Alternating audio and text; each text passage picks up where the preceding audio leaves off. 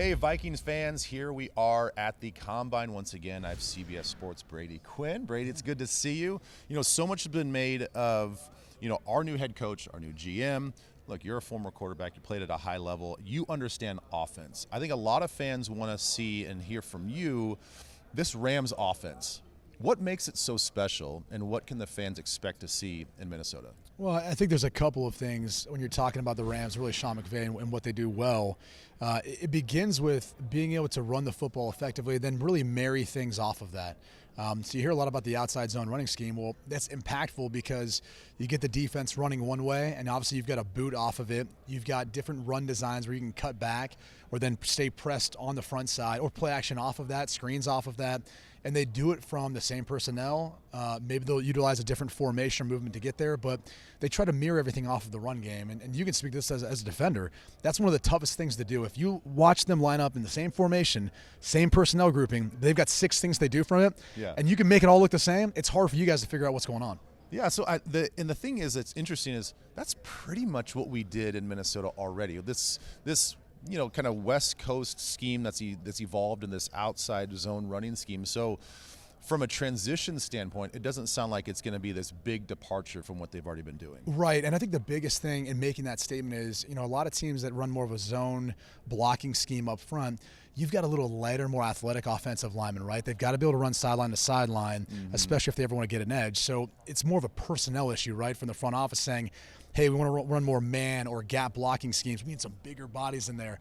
That's not going to be a big transition for you. Yeah. For me, I think the biggest thing for Kevin's going to be, the way he goes about calling plays, and especially with young coordinators. When you have a quarterback like Kirk Cousins, who's been as successful as he has, and Justin Jefferson, Adam Thielen, other playmakers like that on your offense, and even Dalvin Cook to some degree in the passing game, sometimes you have a tendency to get a little too pass happy. I think that's the only concern that I would have with a young head coach, especially a guy who's going to be taking over calling plays. Yeah, like maybe wanted to show off a little bit, like, hey, look at my big play offense. And I'm just going to launch it down the field. And look, and rightfully so. You got Justin Jefferson. I remember having this conversation back when Julio Jones and Matt Ryan were both at the Falcons together. I was calling a game, and I kind of asked the coaching staff, and it was Dirk Cutter at the time, and I go, you guys targeted Julio like 30 times last week. I go, it's kind of ungodly number of targets.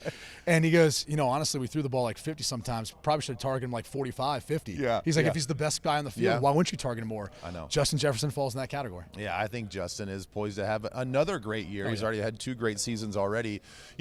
Kevin, in some of his press conferences, Kevin O'Connell has talked about the importance of tempo.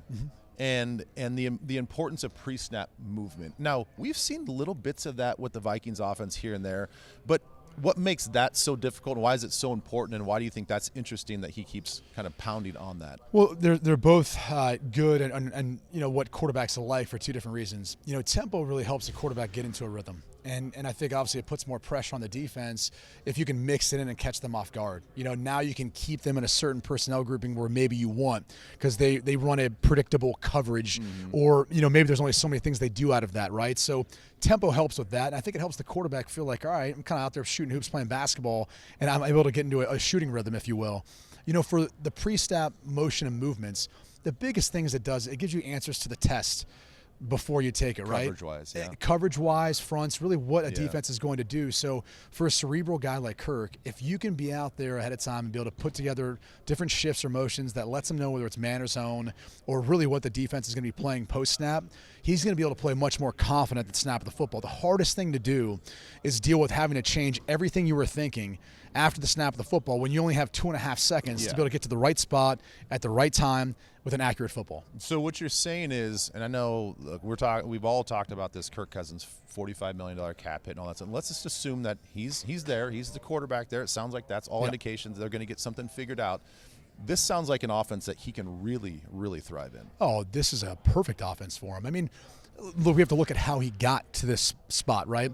You go back to the Shanahan offenses he was a part of with the now Washington Commanders back when it was called something else. I mean, it was this system. And he had a lot of success off of that when you look at some of the scheme they were running. So I expect him to continue to have a big year, be the consistent player that he's been for so long. And look, people take him for granted.